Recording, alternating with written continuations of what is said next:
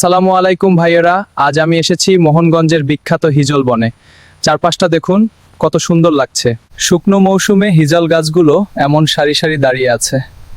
খুব শান্ত পরিবেশ এখানে। এই গাছগুলোর নাম হিজল, খুবই শক্ত এবং সুন্দর। চারপাশে সবুজ ঘাস আর গাছের ছায়া। হিজল বনের ভিতরে হাঁটতে হাঁটতে মনটা ভরে যায়। খুবই প্রাকৃতিক জায়গা। এখানে এলে মনে হয় সময় থেমে গেছে। খুব শান্তি লাগে। মোহনগঞ্জ উপজেলার এই হিজলবন নেত্রকোনার একটা গর্ব। সবাই আসলে দেখতে পারেন। গাছের পাতায় হাওয়া লাগলে খুব সুন্দর শব্দ হয়। পুরো জায়গাটা এমন সবুজ আর শান্তি, কোনো হইচই নেই। হিজল গাছগুলো দেখে মনে হয় প্রকৃতি কত সুন্দর করে সাজিয়েছে। এখানে এসে একা একা হাঁটতে খুব ভালো লাগে, মনটা ফ্রেশ হয়ে যায়। নেত্রকোনার ময়মনসিংহ বিভাগের এই হিজল বন সত্যিই দেখার মতো। চারপাশে শুধু গাছ আর গাছ, খুবই মন। শুকনো সময়ে এখানকার সৌন্দর্য আলাদা। সবাই একবার ঘুরে আসুন।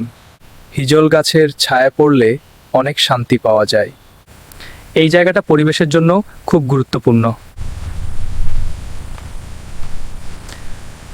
এখানে এলে মনে হয় সত্যিকারের প্রকৃতির কাছে এসেছি।